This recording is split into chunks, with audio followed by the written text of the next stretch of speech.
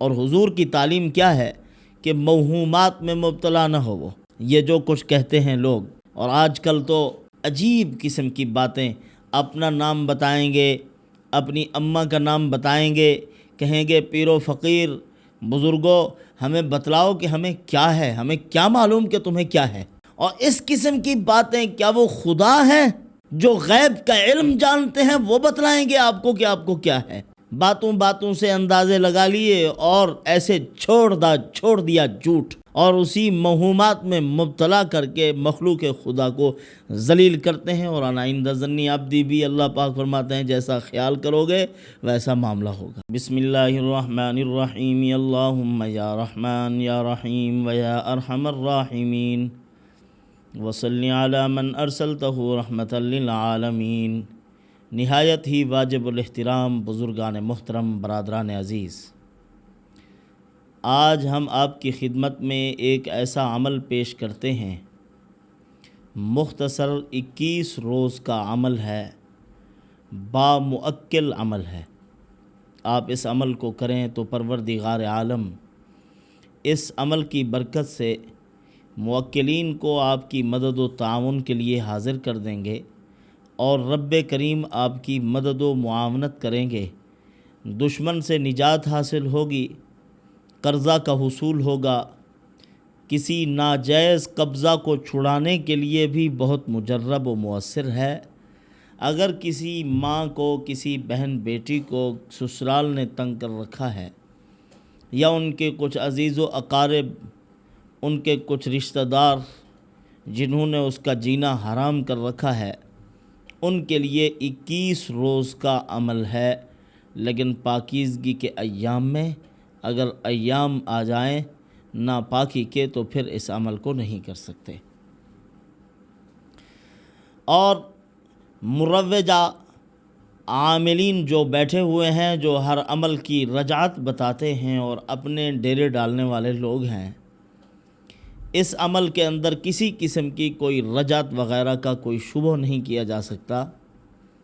اصل میں وہ عاملین، وہ پیر و فقیر جو اپنے آپ کو بہت کچھ سمجھتے ہیں اور اپنی گفتگو میں دعوے کرتے پھرتے ہیں، شرطیہ علاج ہے، شرطیہ باتیں کہیں گے، عہد معاہدہ، جس طرح کہ اللہ رب العزت نے قرآن مقدس میں فرمایا ہے ایک کافر کے بارے میں، اطلع الغیب ام اتخذ عند الرحمن عہدا۔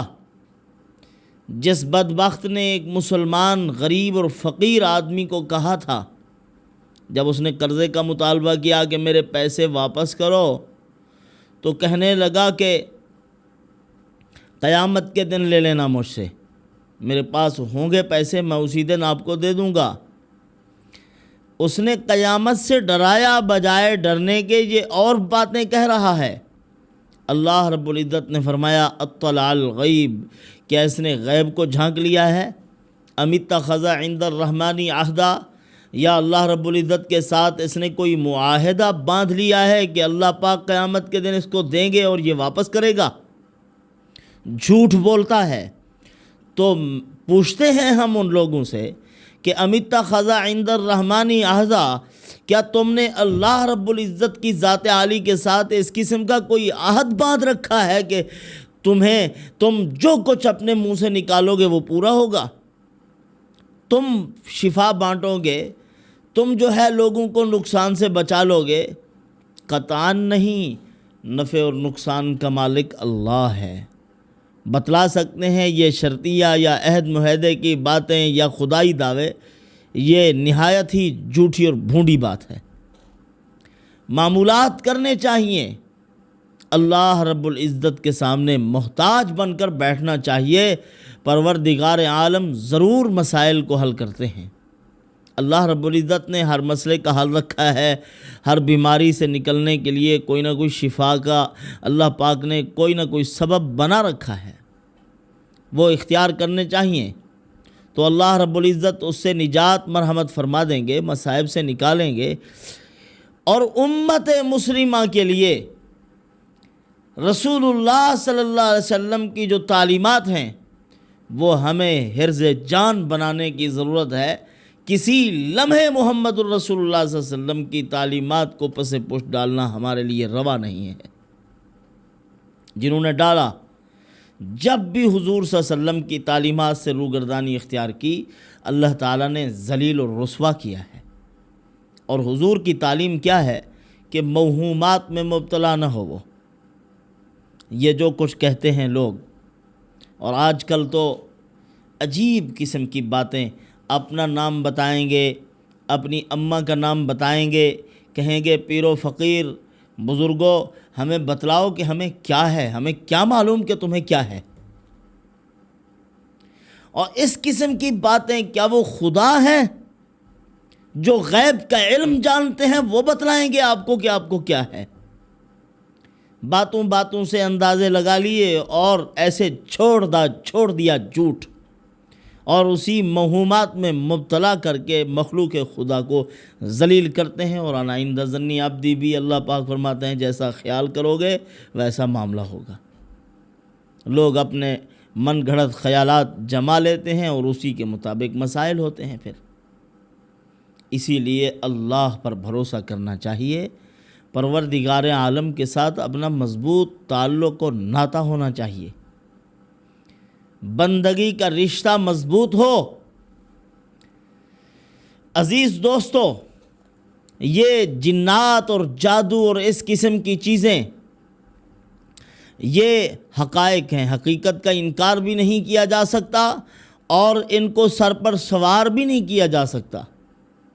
حقائق ہیں اپنی جگہ پر، ماننا چاہیے، لیکن سر میں درد ہو تو یہی شبہ ہے، ہاتھ میں درد ہوا تو یہی شبہ ہے، کہیں سے گزر گئے ہو اگر کچھ پیش آ گیا راستے میں تو یہی شبہ کہ فلاں نے دیکھ لیا، فلاں نے یہ کر دیا ہے، فلاں نے یہ کر دیا ہے، ایک عورت گزر رہی تھی تو اس نے یہ کام کر دیا میرے ساتھ۔ تو یہ خدائی اختیارات کسی کے پاس نہیں ہیں، اللہ رب العزت کے پاس ہیں۔ اس طرح کے موہومات میں مبتلا نہیں ہونا چاہیے، اللہ پر بھروسہ کرنا چاہیے۔ تو حقائق کا انکار بھی نہیں کیا جا سکتا، کچھ باتیں ایسی ہوتی ہیں جو حقیقت کے ساتھ تعلق رکھتی ہیں۔ جیسے ایک واقعہ ہے حضرت شاہ عبد العزیز محدث دہلوی رحمۃ اللہ علیہ کے زمانے کا۔ ایک آدمی نے اپنے فرزند ارجمند کے لیے ایک قوم، ایک اچھے خاندان، ایک اچھے حسب نسب میں رشتے کا انتخاب کیا۔ انہوں نے بھی تیاری شروع کی، انہوں نے بھی اپنی تیاری شروع کر دی۔ جہیز کا ساز و سامان متعین کرنے کے بعد، اکٹھا کرنے کے بعد، اس نے پیغام بھجوایا جس کے ہاں نوجوان بیٹی بیٹھی ہوئی تھی کہ اب ہم تیار ہیں، آپ بارات لے کے آئیں، رشتہ طے ہے۔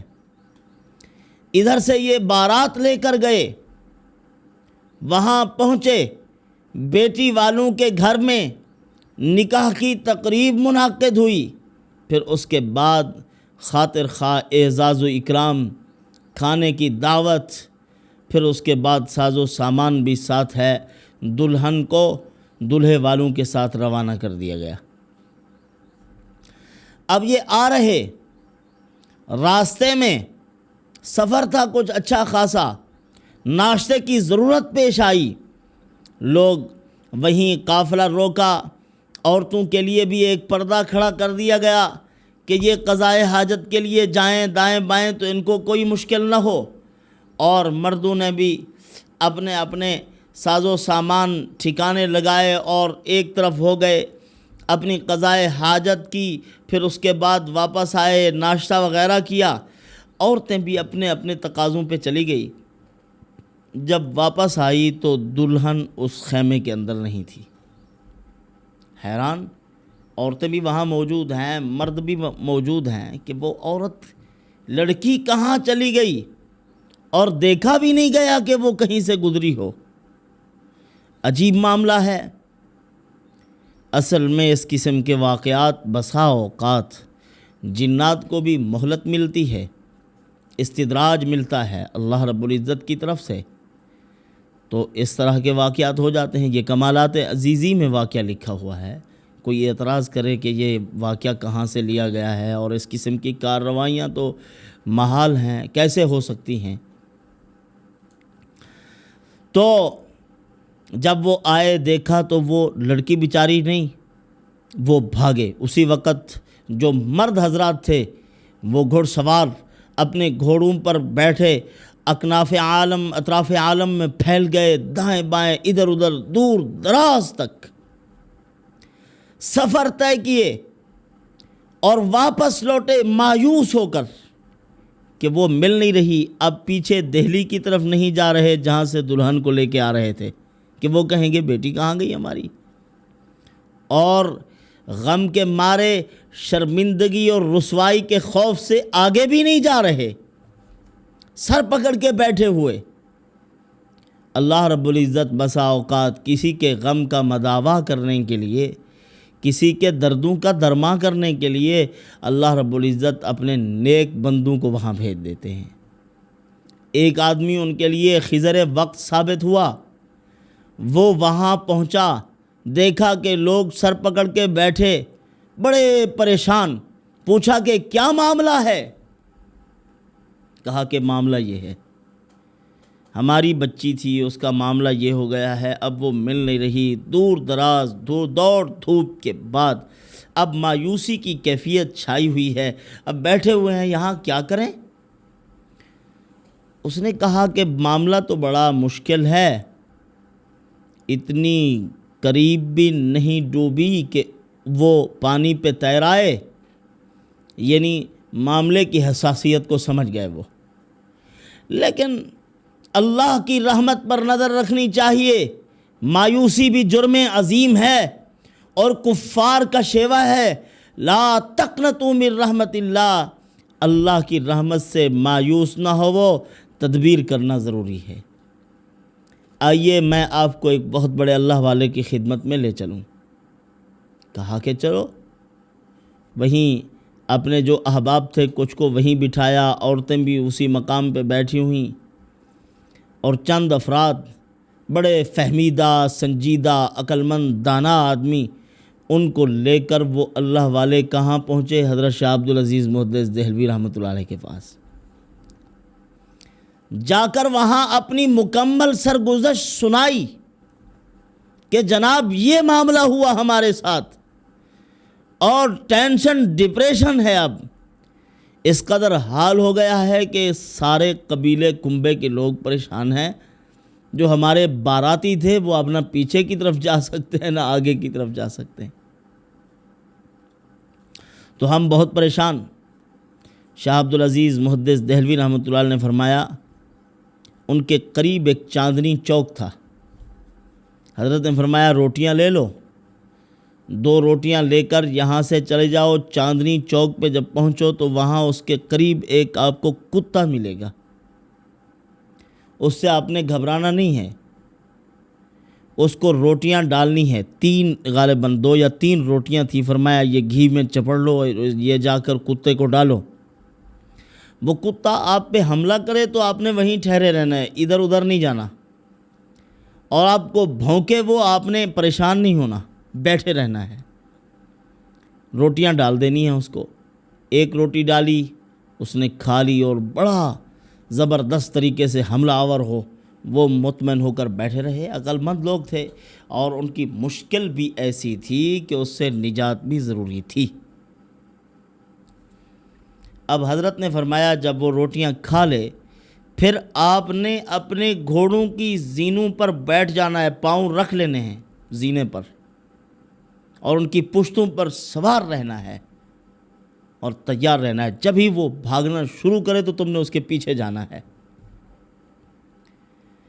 اب اس نے جب روٹیاں کھا لی تو وہ دوڑا، یہ بھی اس کے پیچھے پیچھے دوڑے، ایک ویرانے میں پہنچ گئے، اور اس ویرانے میں کچھ ایسے جیسے کوئی مکانات ہوتے ہیں، بالکل ویران قسم کے ایسے مکانات تھے۔ وہاں سے چند ایک بزرگ بوڑھے آدمی انسانی شکل میں وہ آئے، اور وہ جو لڑکی تھی ان کی کنوار، ان کی جو دلہن تھی اس کو بھی وہ ساتھ لے کر آئے۔ کہا کہ ہم میں سے ایک شریر آدمی ہے ہمارا، اس نے یہ غلطی کی ہے یہ آپ اپنی دلہن کو لے جائیں، اور ہم اس شریر آدمی کو سزا بھی دے چکے ہیں، اور شاہ عبدالعزیز محدث دہلوی رحمۃ اللہ علیہ سے ہمارے سلام کہنا کہ فلاں مقام کے جو جنات تھے وہ آپ کو سلام کہہ رہے تھے۔ یہ واقعہ پیش آیا، پھر وہ وہاں سے واپس لوٹے اور لوٹ کر حضرت شاہ عبدالعزیز محدث دہلوی رحمۃ اللہ علیہ کی خدمت میں حاضر ہوئے، حضرت کا شکریہ ادا کیا کہ حضرت آپ نے بہت بڑا احسان کیا اور بہت بڑی رسوائی سے آپ نے ہمیں محفوظ کر لیا ہے، بچا لیا ہے۔ ہم زندگی کے آخری لمحے تک آپ کے شکر گزار رہیں گے۔ پھر وہی لوگ تھے، یعنی اس وقت تو وہ سرمایہ دار خاندان کے ساتھ تعلق رکھتے تھے اور زندگی ان کی بکھری ہوئی تھی۔ ایسے لوگ جو ہوتے ہیں کچھ عزت دار ہوتے ہیں، ان میں سے کچھ نیک، کچھ بد، کچھ ایسے لوگ ہوتے رہتے ہیں، تو وہ سارے کا سارا خاندان حضرت شاہ عبدالعزیز محدث دہلوی رحمۃ اللہ علیہ کی خدمت میں حاضر ہوا۔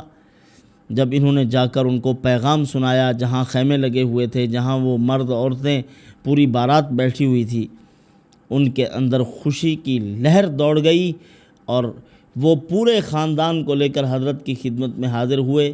سارے خاندان کے لوگ حضرت کے ہاتھ پر بیعت کر کے پوری زندگی حضرت کے مرید رہے، اسباق طے کیے اور تصوف و سلوک اللہ رب العزت کا قرب حاصل کیا۔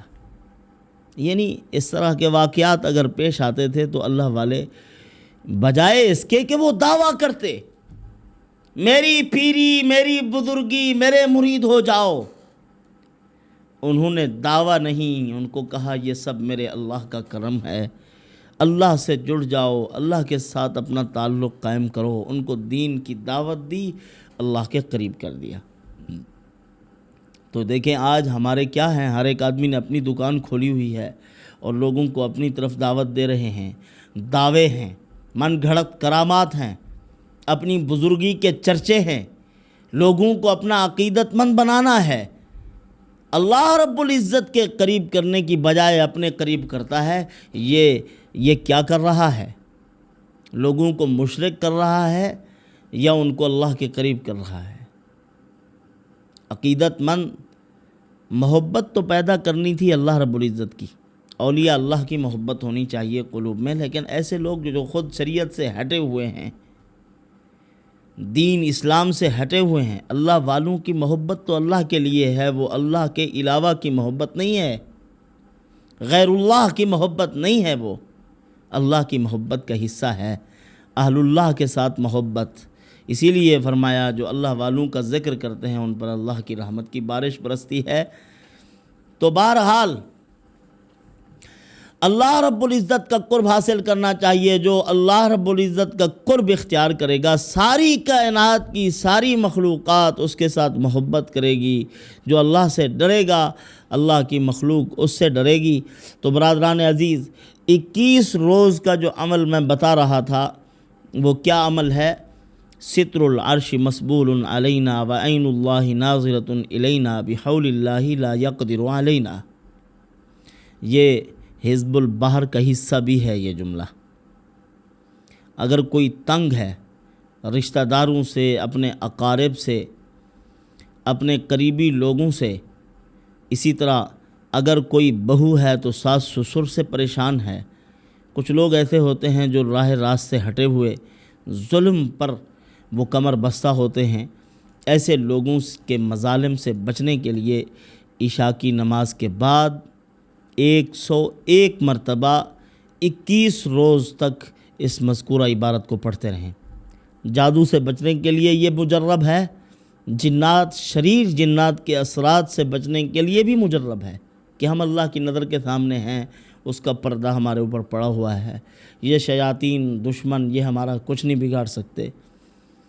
وعین اللہ ناظرۃ الینا، اللہ ہماری طرف دیکھ رہے ہیں۔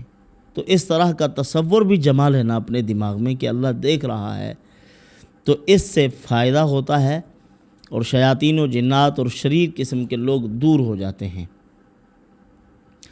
اسی طرح اگر کوئی آدمی کسی سے قبضہ چھڑانا چاہتا ہے، ناجائز قبضہ جما لیا کسی کی زمین پر، کسی کے پیسے ہڑپ کر لیے، وہ نکالنا چاہتا ہے، تو اس کے لیے بھی یہ خاص عمل ہے۔